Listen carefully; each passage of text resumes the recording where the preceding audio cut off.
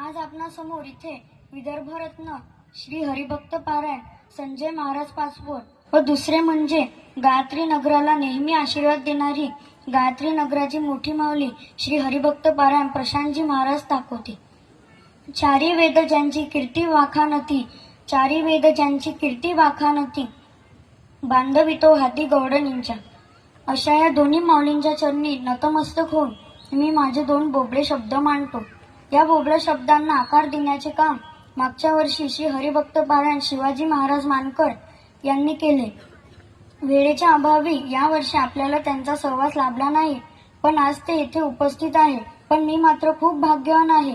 मोबाईलच्या माध्यमातून मी त्यांना वर्षभर त्रास देऊन श्रीमद भगवद्गीतेचे अध्ययन सुरू केले। खरं सांगायचं झालं तर ते माझ्यासाठी एक गुगल ॲपच आहे, कारण मी जेवढेही प्रश्न विचारले त्यांनी त्या सगळ्यांचे निराकरण केले। भेटी लागे जीवा लागलीसे आस, कसले काका सगळे संचालक काका यांसारखे आमचे शिबिर देखील विज्ञान व अध्यात्माची सांगड घालणारे आहे। एक दिवस आम्हाला शिवशक्ती पॉइंटला नेले। तेथे आम्हाला पशु पक्षी व निसर्ग यांची ओळख करून दिली।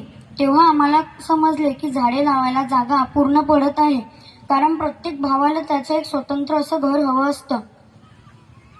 म्हणूनच आजच्या पिढीला हक्क मिळवून देणाऱ्या महाभारतासोबतच त्याग व समर्पण करणाऱ्या रामायणाचे धडे देणे देखील आवश्यक झाले आहे।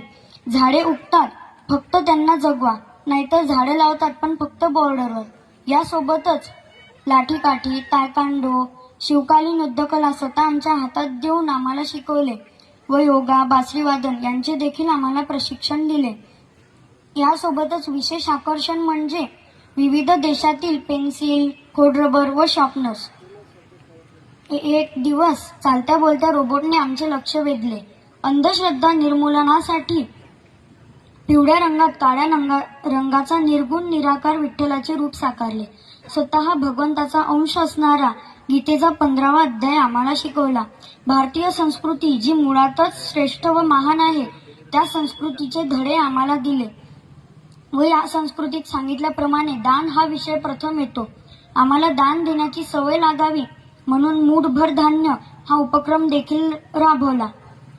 यासोबत सर्वात महत्त्वाचे म्हणजे ध्यान, ज्याने एकाग्रता वाढते व अभ्यासामध्ये लक्ष लागते। कोणत्याही गाण्यावर डान्स करण्यापेक्षा रामकृष्ण हरीच्या गजरावर पावली करून बघा, तनासोबत मनही प्रसन्न होईल। स्वर्गीय बाबा महाराज सातारकरांचा रामकृष्ण हरीचा गजर तुमच्या परिचयाचा असेलच।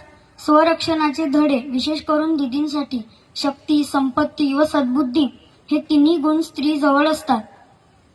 भास्कर महाराजांचे शिस्तीने श्लोक स्पष्ट उच्चारण करून घेणे व मुक्ताताईंची सुमधुर अभंगाला चाल लावणे हा दुग्ध शर्करा योग आमच्यासाठी खूप सुंदर होता। मंदिरातल्या आजीबाईंनी